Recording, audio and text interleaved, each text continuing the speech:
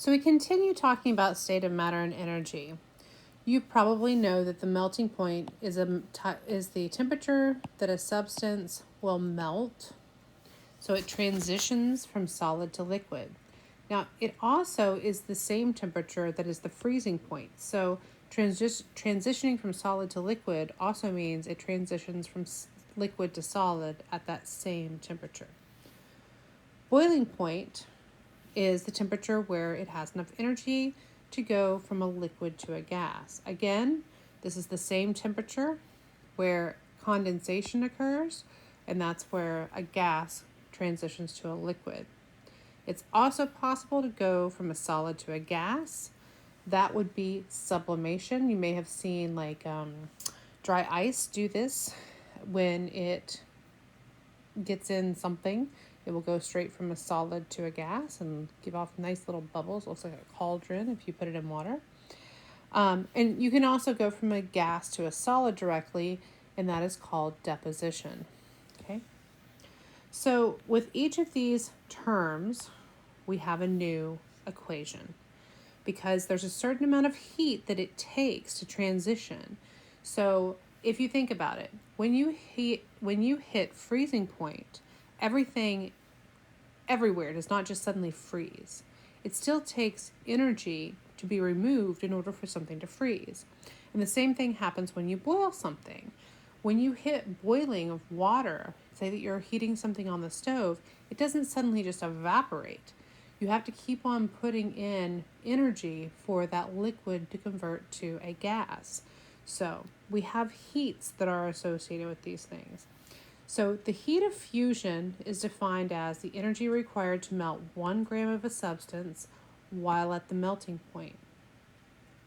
So this heat is equal to mass times the heat of fusion. It's a real simple equation, right? You can do this in calories or in joules or in kilojoules, whatever it may be.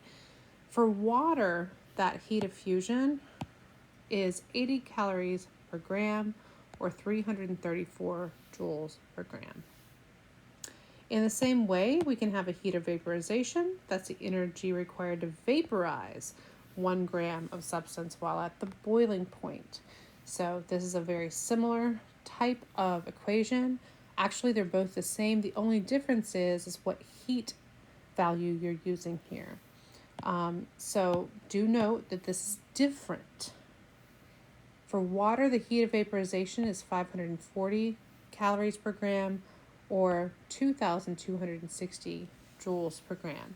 Now, it takes more heat for something to evaporate into a gas because gases have so much energy. So in general, that's the case. That's part of the reason why it's so high.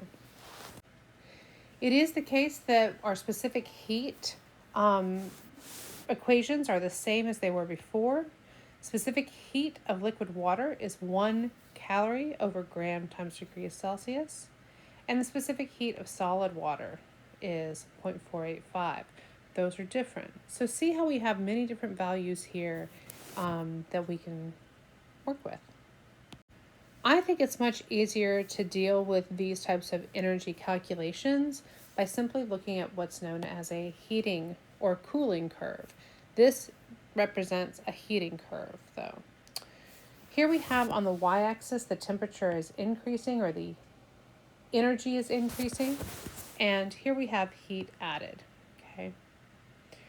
So as you go through a solid phase, you slowly heat up the matter. This is when you're dealing with a solid state of matter, and you're going to use that specific heat for that particular type of matter in order to calculate those changes. Next, we transition to the melting phase, and here's where you're going to use the heat of fusion equation in order to determine how much heat is required there. As you transition to a liquid phase, notice that this is a different type of slope of line just because not all substances are the same, the states are different, this, that, and the other. So here again, we would use the specific heat. At the boiling stage, we would use the heat of vaporization. And as we go into a gas, we would again use specific heat of the gas of that substance. So there's different equations to go from one state to the next.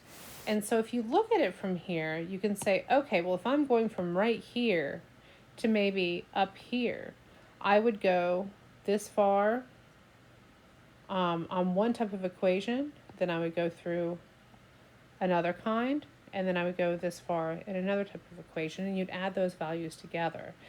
That might be a little bit ambiguous, so let me show you a little bit about what I mean here. So before I go into that too much, I do want to again point out that the slopes are different for different types of phases, and even like this, the amount of time or heat that needs to be added to melt something may be different from that, from its boiling state. Okay, so when you're calculating, every line is a new equation, kind of like what we just talked about.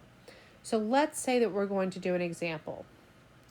We're going to say how much energy is needed to evaporate 100 grams of water that's at 50 degrees Celsius.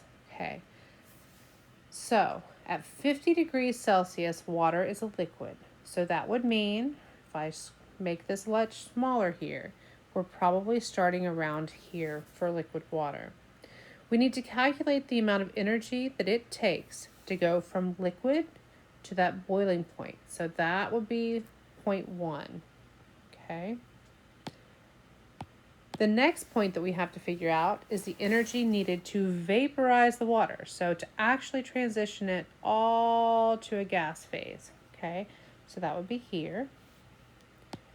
And the last thing we need to figure out is we need to add those energies together. Now let's say we were going to go and take that temperature up a little bit more. We could go on up, and then we would have to add all three of those together. But that's not what it's asking for in this problem.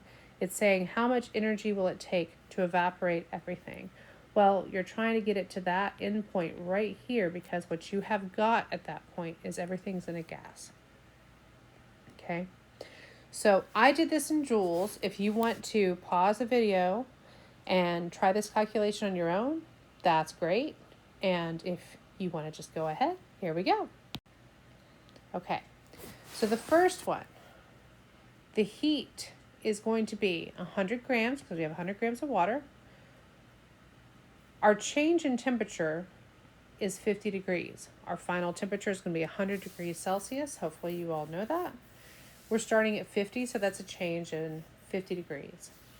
And the specific heat for water at liquid phase is 4.184 joules over grams times degrees Celsius. So we get a large amount of heat that's going to take. And then I converted that back to sig figs. You might want to keep it in this phase right now, because it's just going to be easier for a little bit.